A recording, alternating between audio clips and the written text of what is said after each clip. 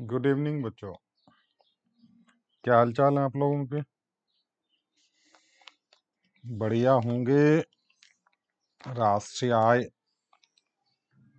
पढ़ाएंगे, बढ़ाएंगे और कल्याण करेंगे।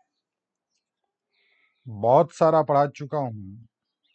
जितने भी समुच्चय हैं, उनकी अवधारणाएं हैं, राष्ट्रीय आय में क्या क्या चीज शामिल होनी चाहिए, कौन कौन सी चीज शामिल नहीं होनी चाहिए, वो सारी चीजें हम करवा चुके हैं। आज एक छोटा सा वीडियो बनेगा अपना, जो इसके अंदर बचा हुआ है, उसकी स्टडी करेंगे हम। ध्यान से सुने, बहुत आसान है आज का चैप्टर। आज की क्लास बहुत आसान होने वाली है। आप थोड़ा सा ध्यान से सुनेंगे तो बिल्कुल क्लियर हो जाएगा। तो कल से आगे हम आज पढ़ते हैं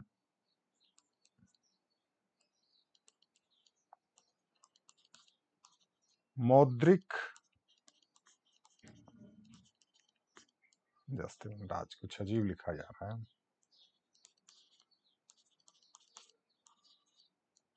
मौद्रिक राष्ट्रीय आय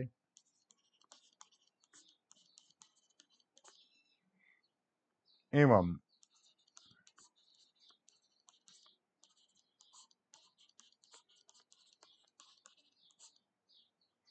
वास्तविक राष्ट्रीय आय।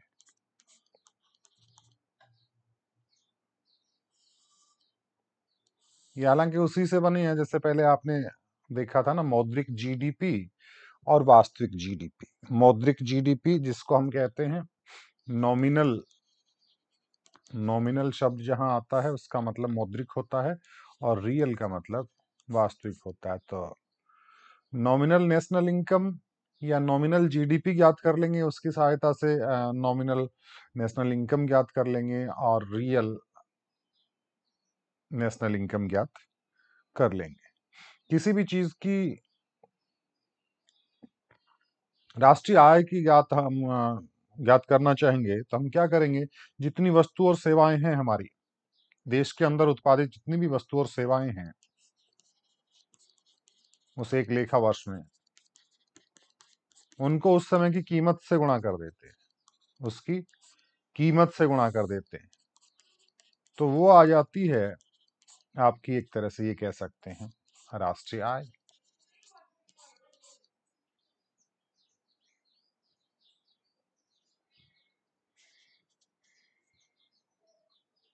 अब ये कीमत जो है वो कौन सी होगी, उसके आधार पर हम नॉमिनल ज्ञात करेंगे या वास्तविक ज्ञात करेंगे। अब देखिए, एक उदाहरण की सहायता से समझाऊं आपको कि मान लीजिए 2020 में उत्पादन जो था वो किसी वस्तु का 500 इकाई था और 2021 में भी उत्पादन 500 इकाई था। इस समय पे उसकी कीमत जो थी वो 10 रुपए थी। तो आपकी नेशनल इनकम ज्ञात करें हम, वहां की जीडीपी ज्ञात करें, वो 5,000 हो गई। अब कीमत बढ़ गई, 12 रुपए हो गई, तो कितना हो गया? 6,000। देखने में क्या हुआ कि वहां की राष्ट्रीय आय जो है बढ़ गई है। तो क्या इससे आपको लगता है कि विकास हुआ है?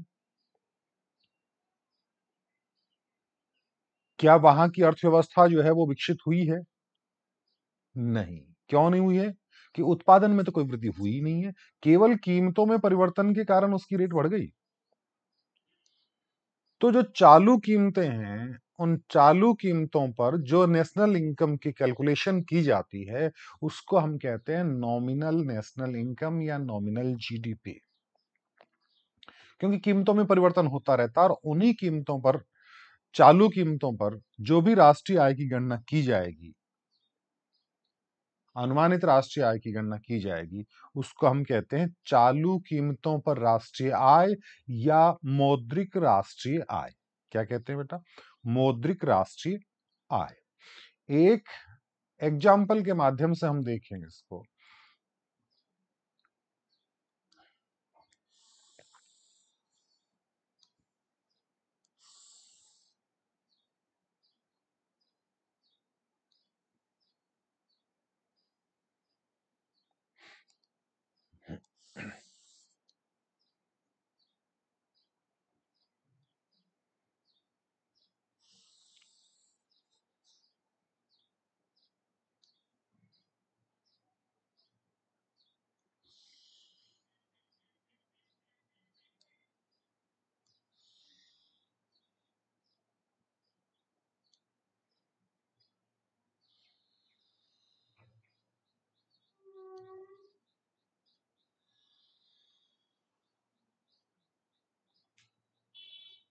एक टेबल हम बनाने जाएंगे। यहां पे लिख लेते हैं हम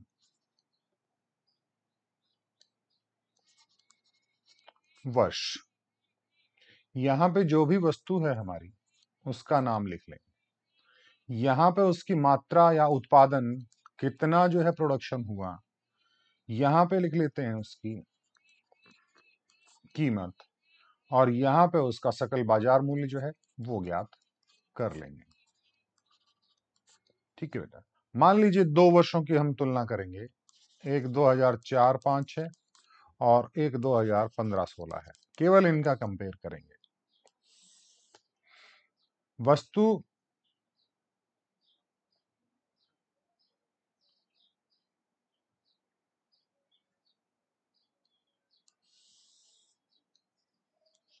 2015-16 को थोड़ा नीचे लिख लेंगे।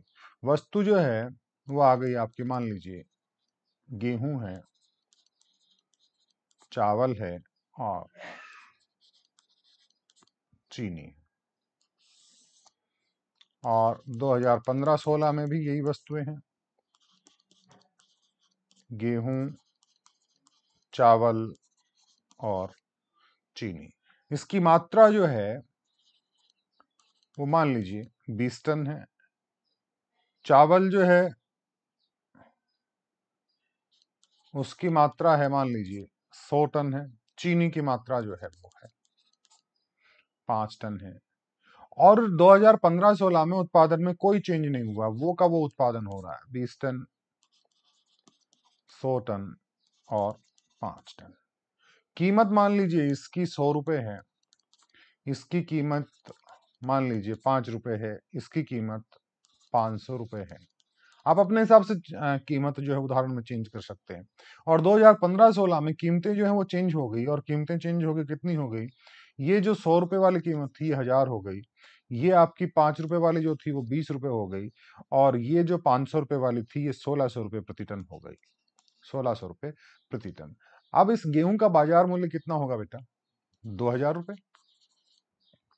चावल का बाजार मूल्य कितना होगा? 500 रुपए। चीनी का बाजार मूल्य कितना होगा? 2500 रुपए, है ना। इसी तरह से इसका बाजार मूल्य कितना हुआ? 20,000। इसका बाजार मूल्य कितना हुआ? 2,000। और इसका बाजार मूल्य कितना हुआ? 8,000। अब देखिए 2004-05 में कुल बाजार मूल्य या कुल जीडीपी जो है उसका मान कितना हुआ? 2,500, 2500, 2500, 5,000। कितने रुपए हुआ अगर रुपए में बात करें तो? 5,000 रुपए। और ये कितना हो गया? 20,000, 2,000, 22,000 और 30, 8,000, 30,000। ये कितना हो गया? 30,000। कहने का मतलब 2015-16 में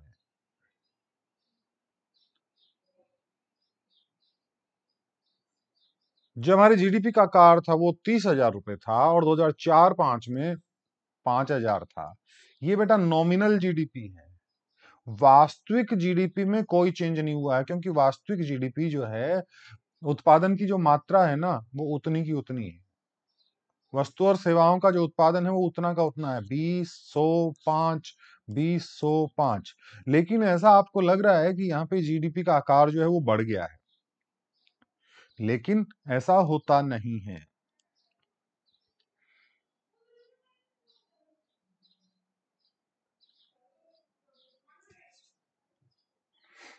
ये सारणी हमको बताती है कि पहले 5,000 थी,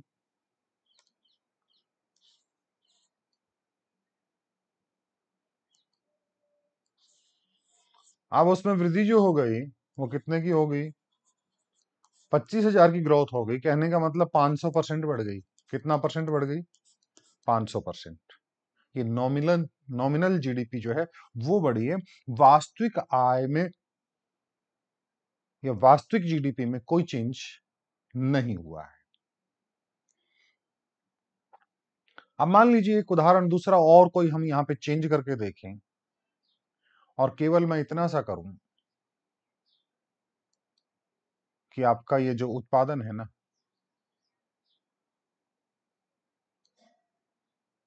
ये चेंज हुआ है।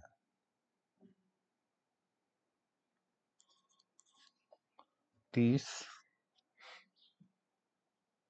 200 और 10, और कीमत हम वो ही लें।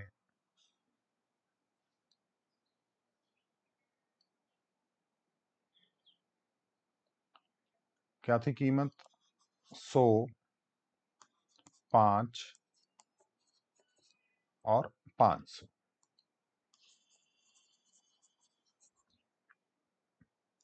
कि उत्पादन में वृद्धि हो गई और कीमतें वही ली, तो ये हो गया आपका 3000, ये हो गया आपका 1000, और ये हो गया आपका 5000।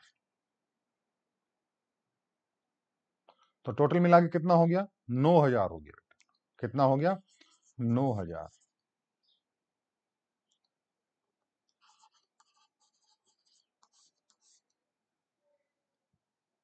अब 9000 हुआ, 5000 से 9000 हुआ, कितना बढ़ गया? 4000 की वृद्धि होगी। कहने का मतलब 80% की ग्रोथ हुई है। यानी उत्पादन बढ़ने के बावजूद 80% की ग्रोथ हुई है। ये रियल ग्रोथ है। और पहले वाला कितना ग्रोथ बता रहा था? 500%, जबकि उत्पादन बढ़ा ही नहीं था। तो वो वाली जो जीडीपी है, उसको कहते हैं चालू कीमत पर राष्ट्रीय आय, या मौद्रिक आय, या चालू कीमत पर जीडीपी, या मौद्रिक जीडीपी। अब हम बात करेंगे वास्तविक राष्ट्रीय आय की।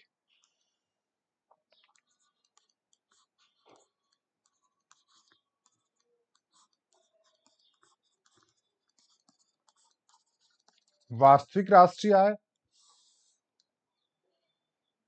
वास्तविक राष्ट्रीय आय या इसका दूसरा नाम है स्थिर कीमतों पर राष्ट्रीय आय।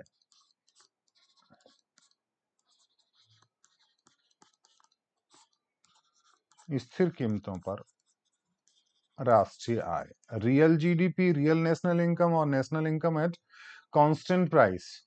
National income at constant price. अब जो है स्थिर कीमतों पर राष्ट्रीय आय निकालने के लिए सारी वस्तुओं की कीमत के लिए जो है ना, एक साल विशेष की कीमत देखते हैं हम, एक वर्ष विशेष की कीमतें, वर्ष विशेष की कीमतें, उनको मान लेते हैं बेटा हम आधार, और उसके आधार पर हम जीडीपी का आकलन करेंगे, उसके आधार पर हम नेशनल इनकम का आकलन करेंगे, और उस वर्ष को कहते हैं हम बेस ईयर या आधार वर्ष। सामान्यतः इन दिनों जो है वो 2011-12 को आधार वर्ष मान लिया जाता है। क्या मान लिया जाता है? और इसमें जब चेंज होगा ना जीडीपी में, तो चेंज केवल उत्पादन के आधार पर होगा।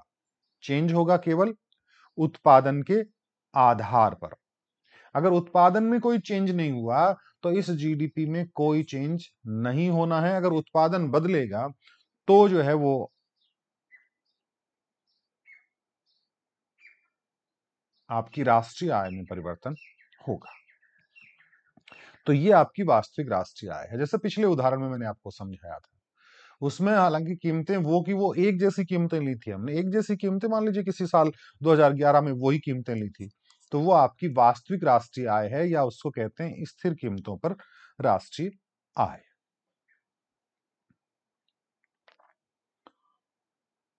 अब जो है मौद्रिक राष्ट्रीय आय का वास्तविक राष्ट्रीय आय में परिवर्तन करना हो, कौन सी आय को? मौद्रिक राष्ट्रीय आय का, इसको बदलना हो किसमें? वास्तविक राष्ट्रीय आय में। कि आपको दी हुई है मौद्रिक राष्ट्रीय आय दी हुई है, और आपसे पूछा जाए कि वास्तविक राष्ट्रीय आय जो है वो कितनी होगी, तो मौद्रिक राष्ट्रीय आय दी हुई है, इसका मतलब आपको चालू कीमत पर राष्ट्रीय आय दी गई है। चालू कीमत पर राष्ट्रीय आय दी गई है, क्योंकि इसी को तो कहते हैं ना। और इसकी सहायता से जो है वो आपका वास्तविक राष्ट्रीय आय ज्ञात किया जाएगा। तो इसमें आप एक फॉर्मूला लगा सकते हैं, और फॉर्मूला क्या लगाएंगे? चालू कीमतों पर राष्ट्रीय आय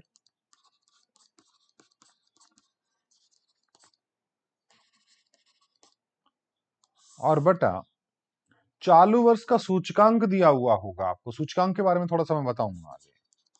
क्या दिया हुआ होगा? चालू वर्ष का सूचकांक दिया हुआ होगा। इंडेक्स दिया हुआ होगा और इसमें भाग दे के इसको गुणा कर लेते हैं किससे, 100 से, तो ये आपकी रियल जीडीपी आ जाएगी या रियल नेशनल इनकम आ जाएगी। इसकी सहायता से क्या आ जाएगी, रियल नेशनल इनकम आ जाएगी। मान लीजिए आपकी चालू कीमतों पर राष्ट्रीय आय जो है वो 200 है। चालू कीमतों पर राष्ट्रीय आय कितनी है, 200 है, और आपको सूचकांक का मान दे रखा है 400 दे रखा है। ये सूचकांक है, 100 से गुणा कर दीजिएगा इसको, 4 बार कट गया। तो चालू कीमतों जो वास्तविक जीडीपी है या वास्तविक राष्ट्रीय आय है वो कितनी होगी बेटा, 50 होगी। अब थोड़ी सी बात करें इन दोनों में अंतर की बात, यानी नॉमिनल जीडीपी जो है, नॉमिनल का मतलब समझ रहे हैं ना, या नॉमिनल नेशनल इनकम, और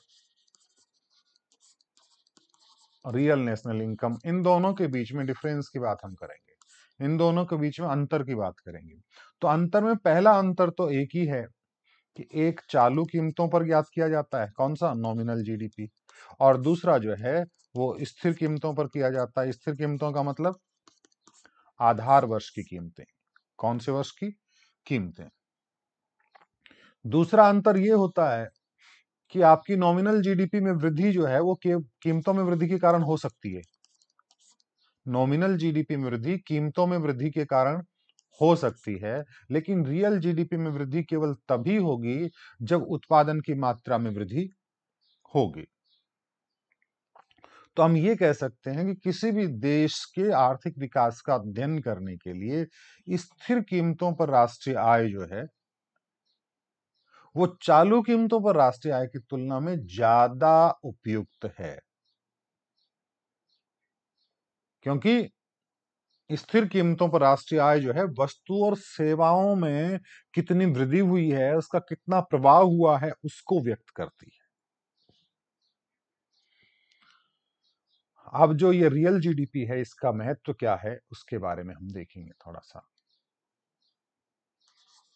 मैं बार बार इसको कभी जीडीपी बोल रहा हूं, कभी नेशनल इनकम बोल रहा हूं, क्योंकि हमें जीडीपी की सहायता से ही नेशनल इनकम कैलकुलेट की जाती है, इसलिए आप यहां पे कंफ्यूज होने, जब अलग अलग करना है आप इसको अलग अलग से डिफ्रेंशिएट करिएगा। वास्तविक सकल घरेलू उत्पाद का महत्व या वास्तविक नेशनल इनकम का जो महत्व है उसमें यह होता है, एक तो वस्तु और सेवाओं की वास्तविक जो उपलब्धि है उसका ज्ञान हो जाता है। वस्तु और सेवाओं की वास्तविक उपलब्धि, वास्तविक उपलब्धि का मतलब हमारा उत्पादन पहले की तुलना में कितना बढ़ा है। उत्पादन का स्तर जो है पहले कितना था और अब कितना है। उत्पादन का स्तर बढ़ा है कहने का मतलब हमारी इकोनॉमी ग्रोथ कर रही है, पहली बात। दूसरा है आर्थिक गतिविधियां जो हैं उनमें कितनी ग्रोथ हो रही है। आर्थिक गतिविधियों में क्या अंतर आ रहा है उसका फर्क पड़ेगा कि देश की आर्थिक गतिविधियों के स्तर में जो है वो कितना फर्क आया, वो वास्तविक जीडीपी में वृद्धि से जो है वो आपको पता चलेगा। और तीसरी बात, उत्पादन के स्तर से जो है हमें अंतर क्षेत्रीय, दो रीजन्स के बीच में, दो क्षेत्रों के बीच में तुलना करनी है, तो हम कर सकते हैं कि वहां का उत्पादन ज्यादा है या वहां का उत्पादन कम है, या अंतरराष्ट्रीय तुलना कर सकते हैं, क्योंकि वो आपके उत्पादन के स्तर पर डिपेंड करता है। अब आता है नेक्स्ट जो है, एक होता है जीएनपी अपस्फीतक अपस्फायक, जिसको हम कहते हैं जीएनपी डिफ्लेटर। जीएनपी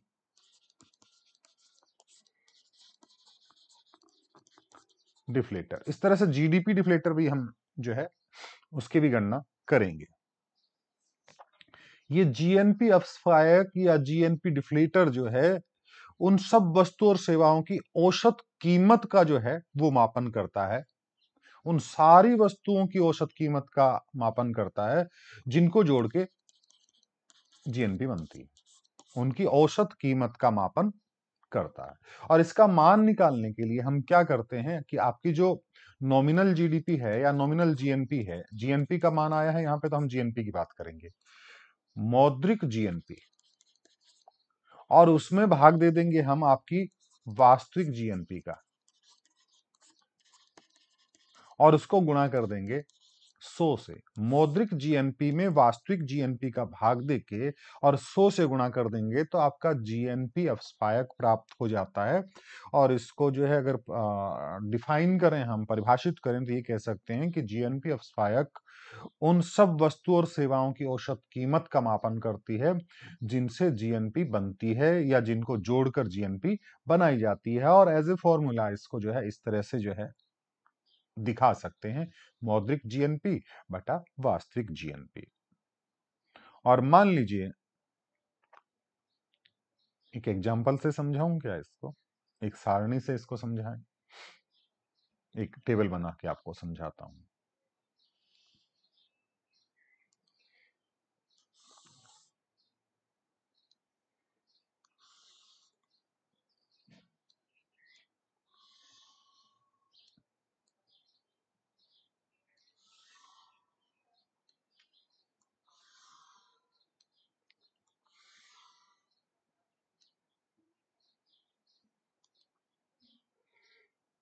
कुछ वस्तुएं हैं, मान लीजिए शर्ट्स हैं, दूसरी वस्तुएं हैं जूते, तीसरी वस्तुएं हैं कोई भी ईंटें। और मात्राएं यहां पे लिखूं मैं, मात्राएं। इस साल हमने 5 खरीदी, 3 यूनिट्स जो हैं, कोई भी हो सकती है यूनिट, 8 खरीदी। वर्तमान वर्ष की कीमतें या चालू वर्ष की कीमतें जो हम कहें, वो कितनी है? 1430 है और 4 रुपए है।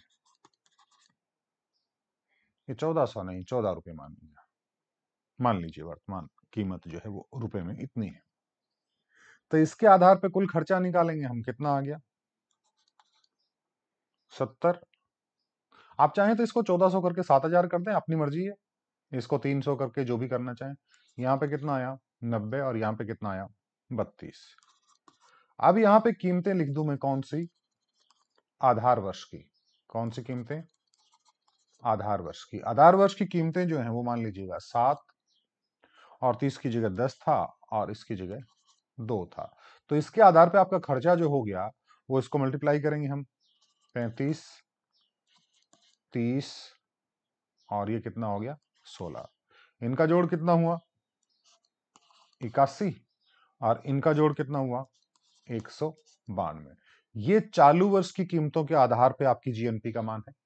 ये आधार वर्ष की कीमतों के आधार पे आपकी जीएनपी का मान है। तो इसकी सहायता से जीएनपी डिफ्लेटर ज्ञात करें हम। जीएनपी डिफ्लेटर ज्ञात करें, जीएनपी डिफ्लेटर ज्ञात करें। तो कैसे ज्ञात करेंगे? ऊपर नॉमिनल जीडीपी और नीचे रियल जीडीपी। नॉमिनल जीडीपी आपकी जो है वो कितनी आई? 192।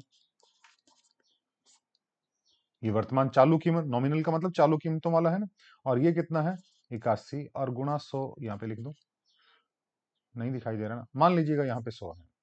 और इनको जो है हम आपस में सॉल्व करके और लिख देंगे, तो ये आ गया आपका 237.03 के लगभग। ये आपका जीएनपी डिफ्लेटर है। और इसी तरह से जीडीपी डिफ्लेटर भी ज्ञात कर लेंगे। क्या ज्ञात कर लेंगे? जीडीपी डिफ्लेटर या जीडीपी अपस्फायक। उसमें क्या कर देंगे? वहां पे मौद्रिक जीएनपी लिखा था ना, यहां पे हम मौद्रिक जीडीपी कर देंगे। नीचे वास्तविक जीएनपी लिखा था, वहां पे क्या कर देंगे? वास्तविक जीडीपी कर देंगे। और इसको कितने से गुणा कर देंगे? 100 से। तो ये आपका जीएनपी अपस्फायक, ये सॉरी जीडीपी अपस्फायक आ जाएगा। तो ये तो हो गया जीडीपी डिफ्लेटर और जीएनपी डिफ्लेटर। अब थोड़े बहुत सूचकांक की बात कर लेते हैं। आपका सबसे पहला है उपभोक्ता कीमत सूचकांक, या केवल कीमत सूचकांक भी इसको बोल देते हैं। तो पहली बात तो इसमें जो भी वस्तुएं ली जाती है ना बेटा, उन वस्तुओं के बंडल की बात करें, हम उन वस्तुओं की टोकरी की बात करें, तो उनकी दोनों में कुल सकल व्यय निकाल लेते हैं। दोनों तरह से सकल व्यय निकाल लेते हैं। कौन सी कीमतों पर? एक तो चालू कीमतों पर, और दूसरा किस पे? आधार वर्ष की कीमतों पर। दोनों के आधार पर सकल व्यय निकाल लेते हैं और उनका अनुपात निकाल के 100 से गुणा कर देते हैं। और कीमतें कौन सी लेंगे? खुदरा कीमतें लेंगे। खुदरा कीमतों का मतलब समझ रहे हैं ना आप? Retail prices. रिटेल प्राइसेस का मतलब समझ रहे हैं ना? आपके पड़ोस की जो दुकान पे जो सामान मिलता है ना, वो खुदरा कीमतों पर मिलता है। आप जहां से सामान खरीदते हैं ना, वो खुदरा कीमतों पर मिलता है। तो हम अगर ज्ञात करें, आपका जो सीपीआई है, कंज्यूमर प्राइस इंडेक्स कहते हैं, कीमत सूचकांक कहते हैं, तो वो होगा आपका चालू कीमतों पर सकल व्यय कुल खर्चा बटा आधार वर्ष की कीमतों पर सकल व्यय और गुणा 100। इसके आधार पर जो है हम ज्ञात कर लेते हैं। मान लीजिए बहुत सारी वस्तुएं हैं और उन वस्तुओं की इस साल जो कीमतें हैं उनके आधार पे हमने कुल खर्चा निकाल दिया वस्तुओं को कीमतों से गुणा करके, और वो मान लीजिए आ गया 2250 आ गया। और वो ही वस्तुएं आधार वर्ष की कीमतों के आधार पर कैलकुलेट करें तो 100 आ गया, और इसको कर देंगे 100 से गुणा, तो आपका ये जो प्राइस इंडेक्स है वो कितना आ गया? 132 पॉइंट समथिंग जो भी है। तो इसका मतलब ये है कि आधार वर्ष का जो सूचकांक होता है ना, उसको हमेशा 100 मान के चलते हैं। आधार वर्ष के सूचकांक को कितना मान के चलते हैं? 100 मान के चलते हैं। तो पहले आधार वर्ष में 100 था और अब कितना हो गया? 132.35 के समथिंग। कहने का मतलब 32.35% जो है कीमतों में वृद्धि हो गई। इसी तरह से बहुत ज्यादा डीप नहीं जाऊंगा, उपभोक्ता कीमत सूचकांक के जैसे ही एक थोक मूल्य सूचकांक होता है। क्या होता है बेटा? थोक मूल्य सूचकांक, डब्ल्यूपीआई कहते हैं, होलसेल प्राइस इंडेक्स कहते हैं उसको। डब्ल्यूपीआई कहते हैं होलसेल प्राइस इंडेक्स, और इसका दूसरा नाम जो है वो उत्पादक कीमत सूचकांक भी कहते हैं। उत्पादक कीमत सूचकांक भी इसको कहते हैं। उत्पादक कीमत सूचकांक क्यों कहते हैं? कि ये वो कीमतें हैं जो उत्पादक जो है वो फर्म को बेच रहा है। थोक मूल्य का मतलब, ये मान लीजिए ये एक जो है ना, ये आपका प्रोड्यूसर है। कौन है ये? प्रोड्यूसर है। ये जो है वो आपका है दुकानदार है, और ये जो है ये कौन है? ये है भाई साहब आपका ग्राहक है या उपभोक्ता है। तो ये इसको बेचेगा। तो ये वाली जो कीमत होगी ना, इस कीमत को हम कहेंगे थोक मूल्य। क्या कहते हैं? थोक मूल्य। और ये बहुत सारी माल बेचेगा, कई बोरियां जो है वो इसको बेचेगा, और ये जो है ये इसको बेचेगा। इसको कहते हैं हम खुदरा कीमतें, रिटेल प्राइस। और इसमें जो है वो थोड़ा बहुत थैली में डाल के देगा, 1 किलो 2 किलो इस तरह से हम सामान खरीदते हैं। तो थोक मूल्य के आधार पर जो सूचकांक ज्ञात किया जाता है, यानी वो ही ज्ञात करेंगे चालू वर्ष के आधार पर। कुल मूल्य जो है, कीमतें बदलती हैं केवल, थोक मूल्य बटा आधार वर्ष के आधार पर और गुणा 100। तो ये जो है वो आपका थोक कीमत सूचकांक या थोक मूल्य सूचकांक या उत्पादक कीमत सूचकांक कहलाता है। ठीक है बेटा।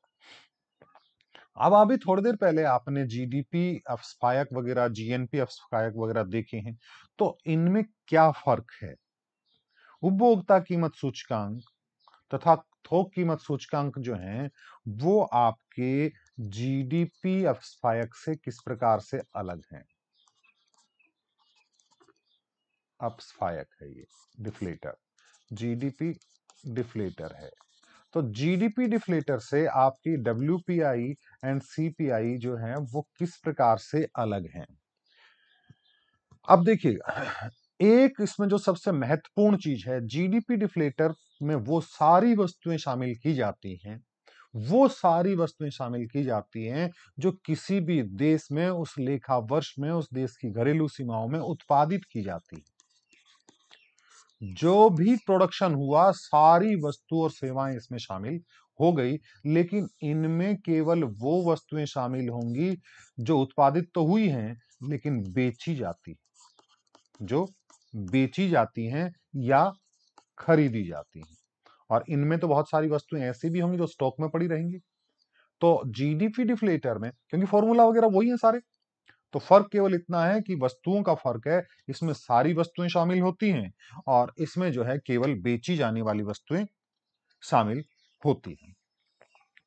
और दूसरी बात, चूंकि जीडीपी है, घरेलू उत्पाद है ना बेटा, घरेलू उत्पाद है, तो इसके अंदर वो वस्तुएं शामिल होंगी जो किसी देश की घरेलू सीमा में उत्पादित की जाती है, जो किसी देश की घरेलू सीमा में उत्पादित की जाती हैं, और इन पे ऐसा कोई बाउंडेशन नहीं है कि घरेलू सीमा का, यानी इसमें आयातित वस्तुएं भी शामिल हो जाती हैं, इंपोर्टेड वस्तुएं भी शामिल हो जाती हैं, क्योंकि ये तो जीडीपी है। हाँ, जीएनपी डिफ्लेटर होता है ना, तो इनमें कोई ज्यादा अंतर नहीं होता, लेकिन ये जीडीपी डिफ्लेटर है। जीडीपी डिफ्लेटर है, इसका मतलब इसमें केवल घरेलू सीमा में आने वाली वस्तुएं जो हैं वो शामिल होंगी और इसमें आयातित वस्तुएं भी शामिल हो जाती हैं।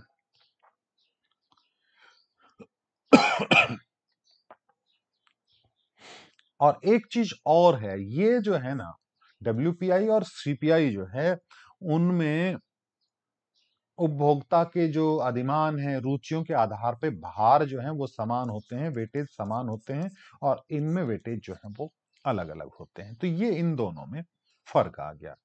अब हम बात करते हैं सकल घरेलू उत्पाद और कल्याण की,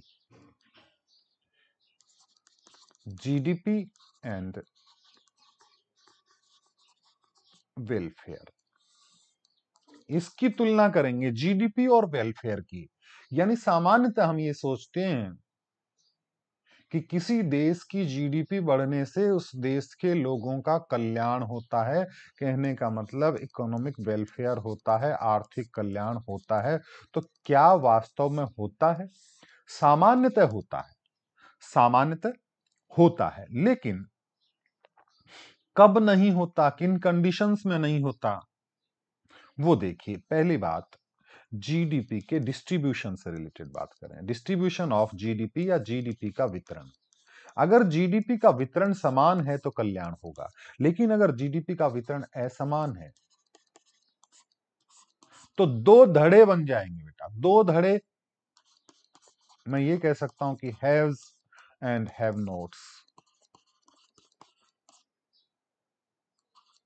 हैव्स एंड हैव नोट्स, दो धड़े कौन से?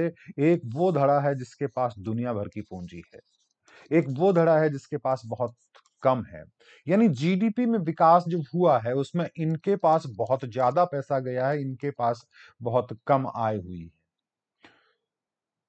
तब हमारा जीडीपी का साइज तो बढ़ गया, लेकिन वो भूखे मर रहे हैं अभी तक। वो क्या हो रहा है? भूखे मर रहे हैं। स्टारवेशन डेथ्स का नाम सुना होगा आपने, रोजाना अखबारों में आता है कि भूख से इतनी मौतें हुई। जीडीपी का साइज बढ़ गया, लेकिन इनके पास ज्यादा नहीं पहुंचा। कहने का मतलब इन परिस्थितियों में जीडीपी बढ़ने के साथ आर्थिक कल्याण नहीं हुआ। दूसरी बात, जीडीपी की रचना पर डिपेंड करता है, कंपोजिशन ऑफ जीडीपी डिपेंड करता है कि जीडीपी में वृद्धि तो हुई है, लेकिन किस तरह से वृद्धि हुई है। मान लीजिए जीडीपी में वृद्धि में मुख्य योगदान जो है वो सुरक्षा से संबंधित सामान खरीदने में हुआ है। सुरक्षा से संबंधित सामान जो है, सुरक्षा पदार्थों में वृद्धि हुई है। अब सुरक्षा पदार्थों में वृद्धि हुई है तो लोगों के कल्याण से संबंधित सामान में कम वृद्धि हुई है, लोगों के विकास से संबंधित सामान में कम वृद्धि हुई है। इसका मतलब वहां पे जीडीपी में जो है ग्रोथ तो हो गई, क्योंकि हमने हथियार खरीदे हैं, असला बारूद खरीदा है, तोप खरीदे हैं, रफाइल विमान खरीदे हैं, और बहुत सारे इस तरह के सामान खरीदे हैं। तो उससे, या मतलब उत्पादन उनका किया है, तो उनपे हमने दुनिया भर का खर्चा किया है, जीडीपी तो बढ़ी है, लेकिन आर्थिक कल्याण नहीं हुआ। तीसरी बात, जीडीपी के कल्याण में जो है, क्या जीडीपी का साइज क्या है, थोड़ा बहुत कंफ्यूजन रहता है। एक तो गैर मौद्रिक विनिमय, गैर मौद्रिक विनिमय का नाम सुना होगा ना। गैर मौद्रिक विनिमय जो है, आज भी हमारे देश में बार्टर सिस्टम चलता है। क्या कहते हैं इसको? वस्तु विनिमय। क्या कहते हैं बेटा? वस्तुएं में। ग्रामीण क्षेत्रों में या शहरी क्षेत्रों में भी बहुत सारी जगह आज भी जो है वस्तु विनिमय चलता है। एक वस्तु दूसरे पड़ोसी को दे दी, उसके बदले में दूसरी वस्तु ले ली, यानी लेन देन हुआ है, लेकिन उसका जीडीपी में कहीं जिक्र नहीं हुआ। जीडीपी वो ही है, लेकिन वस्तु और सेवाएं जो हैं एक घर से दूसरे घर की ओर, एक स्थान से दूसरे स्थान की ओर जा रही हैं। इसलिए ये अंदर की अंदर ही रह जाती हैं वस्तुएं, ये मार्केट में आ ही नहीं पाती हैं। इससे जीडीपी का साइज बढ़ ही नहीं पाता है, जबकि वास्तव में जीडीपी का साइज बढ़ जाना चाहिए था। और कुछ चीजें होती हैं एक्सटर्नलिटीज या बाह्यताएं। बाह्यताएं कुछ एक्सटर्नल रीजन्स हैं जो पॉजिटिव और नेगेटिव दोनों होते हैं। पॉजिटिव और नेगेटिव दोनों होते हैं। किस तरह से होते हैं पॉजिटिव और नेगेटिव दोनों? कि मान लीजिए आपके मिस्टर पड़ोसी ए बढ़िया सा म्यूजिक सिस्टम लाए हैं, बढ़िया सा म्यूजिक सिस्टम लाए हैं और वो बजा रहे हैं और उसमें आपकी पसंद के गाने बज रहे हैं। लाए हैं वो, आपकी पसंद के गाने बज रहे हैं, मजा आ रहा है आपको। खर्चा किया इन्होंने, आनंद ले रहे हैं आप। ये बाह्यताएं हैं पॉजिटिव। एक बाग लगाया, एक लगाया बगीचा।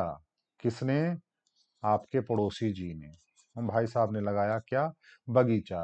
बगीचे में फ्रूट्स हैं, बगीचे में गुलाब के फूल हैं, खुशबू वाले पेड़ हैं, ऑक्सीजन वाले पेड़ हैं। अब उन्होंने बगीचा लगाया, खर्चा उन्होंने किया, लेकिन उसका अप्रत्यक्ष रूप से फायदा आपको भी मिल रहा है। ये बाह्यताएं हैं। इसी प्रकार कुछ नेगेटिव बाह्यताएं भी हैं। नेगेटिव बाह्यताओं का मतलब आपके पड़ोसी ने, मैं कहूं कि म्यूजिक सिस्टम लाए। इसी का उदाहरण दूं मैं।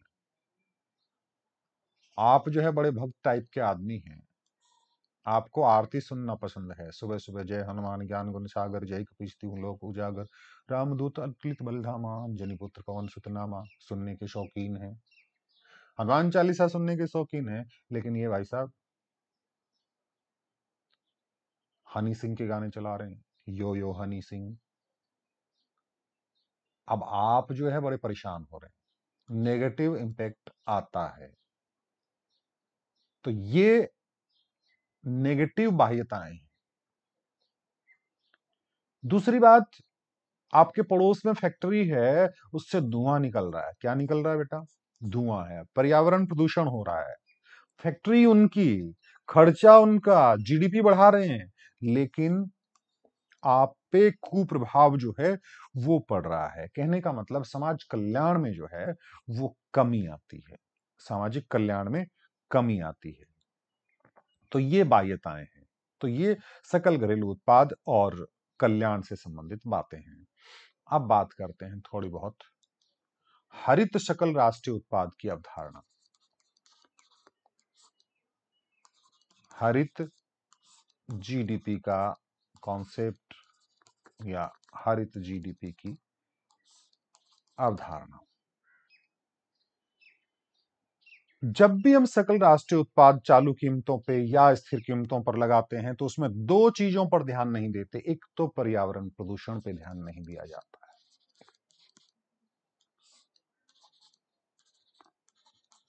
एनवायरमेंटल पॉल्यूशन पे बिल्कुल ध्यान नहीं दिया जाता है। और दूसरा ध्यान नहीं दिया जाता है कि प्राकृतिक संसाधन जो हैं उनका कितना दोहन हुआ है।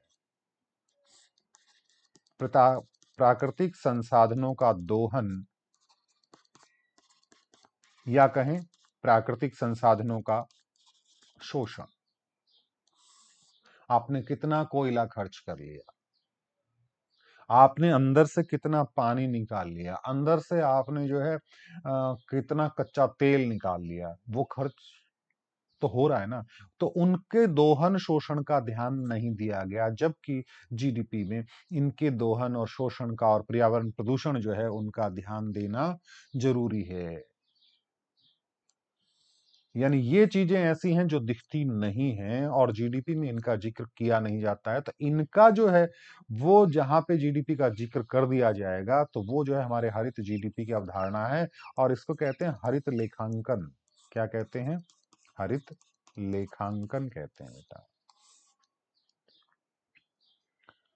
तो ये सामान्य सी बात हरित सकल राष्ट्रीय उत्पाद की अवधारणा के संदर्भ में थी। बस इसी के साथ नेशनल इनकम का चैप्टर आपका जो है वो पूरा हुआ।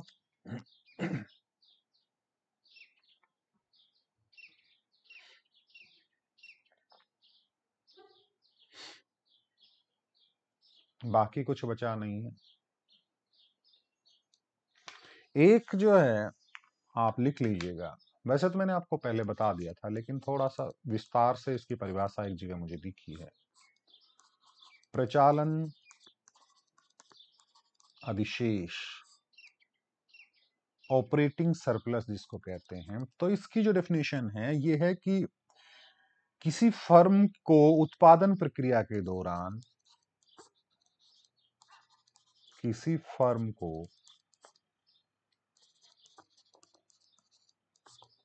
उत्पादन प्रक्रिया के दौरान होने वाली गैर मजदूरी आय,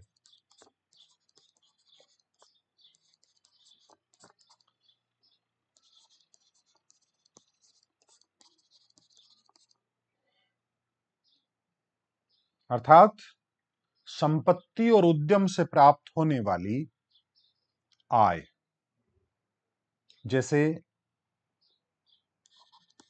लगान, ब्याज और लाभ के जोड़ को प्रचालन अधिशेष कहा जाता है। क्या कहा जाता है? प्रचालन अधिशेष कहा जाता है। मैं ये कह सकता हूं कि ये एक तरह से साधन आय है। क्या है? फैक्टर इनकम है। किसको छोड़कर? मजदूरी को छोड़कर बाकी फैक्टर इनकम है, उनका जोड़ कर देंगे तो वो आपका प्रचालन अधिशेष है। ठीक है ना बेटा? गैर कारक आगत की कभी बात आती है तो वो इनपुट्स होंगे। जैसे कभी आपको पूछ लिया जाए कि गैर कारक आगत क्या है? गैर कारक का मतलब जो कारक में शामिल नहीं है, जो साधन में शामिल नहीं है।